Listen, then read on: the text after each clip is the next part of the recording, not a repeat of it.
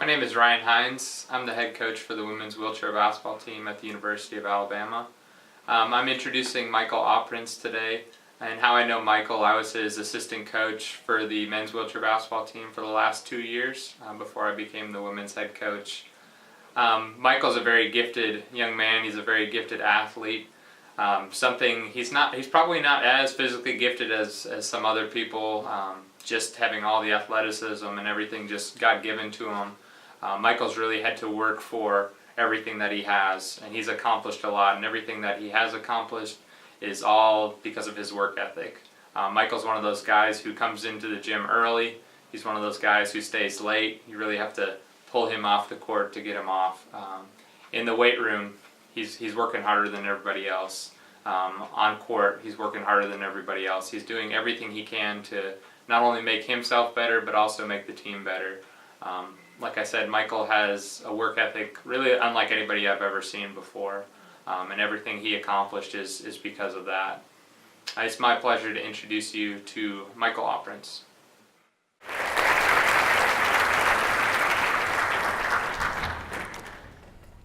Life's about choices, isn't it? What we eat when we wake up, what we watch on Netflix before we go to bed. But I'm not really talking about that. I'm going to give you some examples though. I'm choosing to tell you my name is Michael Auprince. I'm choosing to tell you I'm Australian. I'm choosing to tell you that I'm a senior here at the University of Alabama studying English. I'm choosing to tell you I'm on the wheelchair basketball team, and I'm choosing to tell you that I don't have a left leg. Again, I'm not talking about that. I'm talking about the big stuff.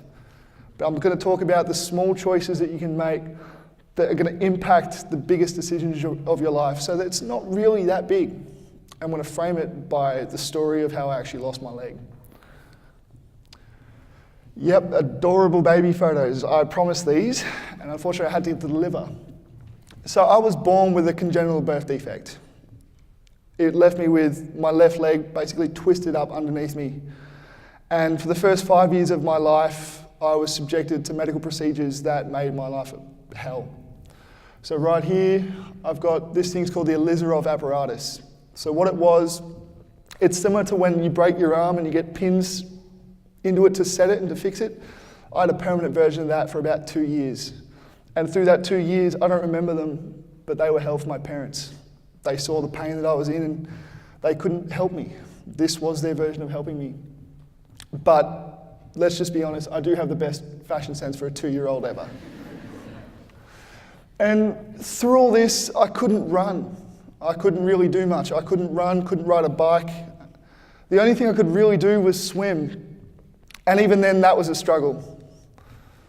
So right here, in that little tiny pool, and at the beach on the right is where I learned to swim. Not well, but enough to get by. I remember my first ever swimming carnival was at my school. My school was one of the lucky ones to have a public swimming pool. And I had to beg my mum to go in the race. Michael, you can't swim. No, you can't do that. I did it anyway. She was out the front, basically just panicking because 10-year-olds were the lifeguards. And as a 7-year-old, you don't want a 10-year-old as your lifeguard. So when I did it, I eventually made it to the end of the race, and my teacher comes up to me, my Year 5 teacher comes up to me and goes, Michael, I need to see your mum. And thinking I was in trouble, I obviously did not tell her for 2 weeks. When he finally goes to me, Michael, I really need to see her, please.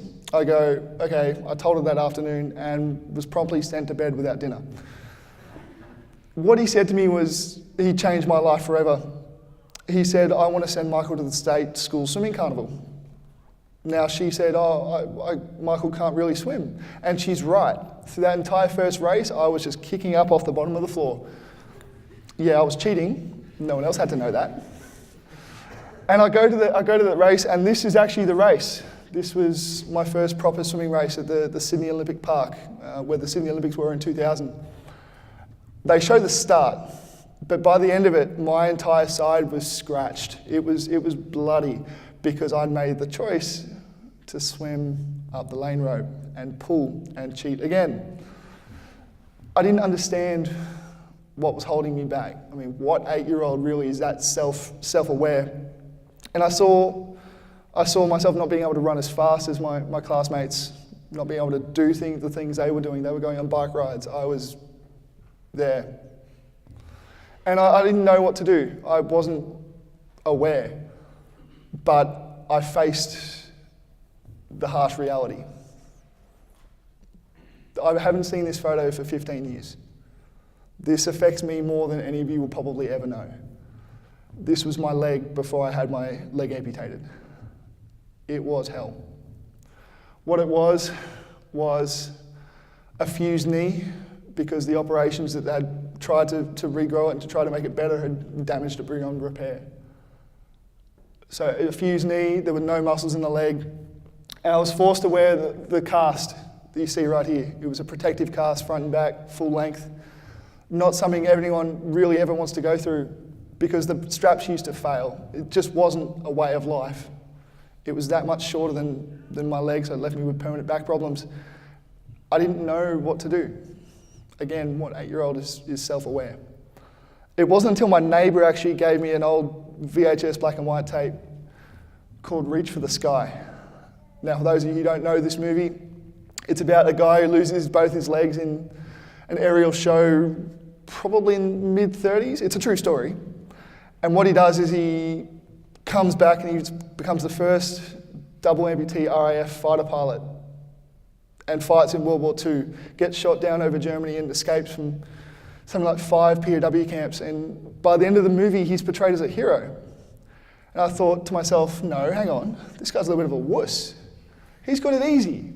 I mean, he can do so much more with no legs than I can do with one good one, and even 2. And I thought, something had to change. And so at a backyard barbecue later that night, surrounded by my mum, my dad, my younger brother and sister, I said to my family, I want my leg off. Pretty drastic for a 9-year-old at that stage. I want my leg off. And on May the 8th, 2003, I had my left leg amputated. And that was the best decision of my life. It wasn't something that was made lightly, but it was single-handedly the best decision of my life, and I will say that until the day I die. It allowed me to do so much more. Sure, I wasn't able to run really well, but I was able to ride a bike, and I was finally actually able to do what I really wanted to do, and swim. I kept swimming. I was actually able to swim now, and I made my way to my first Paralympic Games in London.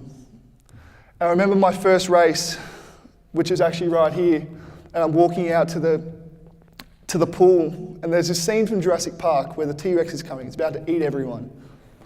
And it's go boof, boof, and you see the water in the glass rippling. That was happening to an entire 50-metre pool. There was something like 10,000 British people yelling for the guy next to me, and it was scary. I remember getting on the blocks and thinking to myself, oh God, please don't fall in. Please don't fall in. And you can see me shaking from the grandstand. There's video footage. I haven't seen it, but I heard it's hilarious. And I eventually made my first final, which is the photo here on the right. And I ended up coming 4th in my main individual by literally a fingernail. I backed it up a couple of days later, though, by the way, and won a gold medal. So, yeah, not many people I know can say that. And I remember thinking to myself what an experience it was to be able to go to a Paralympic Games and be able to succeed the way I did. And by the way, I'm not fighting this guy in this photo, he's fighting me. And I thought to myself, I think I'm done. I really was starting to lose interest in swimming, and I wanted to do something else. I decided to play wheelchair basketball full time. Yeah, they're young photos, I apologise. I'd always played wheelchair basketball socially. I actually fell off a bunk bed at a camp and they gave me a wheelchair. There was a ball, there was a court. You don't need to be a genius to see what that equals. And I sort of always used it socially. It was always something I used to go down to the courts on a weekend and play with some mates, but I didn't really take it seriously. After London, I decided to take it seriously, and I changed everything about myself, my whole mindset towards sport, towards nutrition, towards training. I packed on 45 pounds of muscle. That kid who was swimming in London, don't recognise him. And I finally made my first ever Australian team.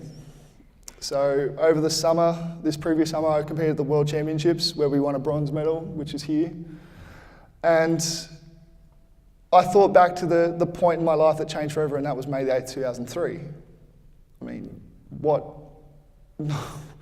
kid could ever think that 15 years later he might win a bronze medal at a World Championships, a gold medal at a Paralympics? It just doesn't happen. It's taken me all over the world. It's taken me to a Paralympics, to a World Championships, but most importantly, it brought me here.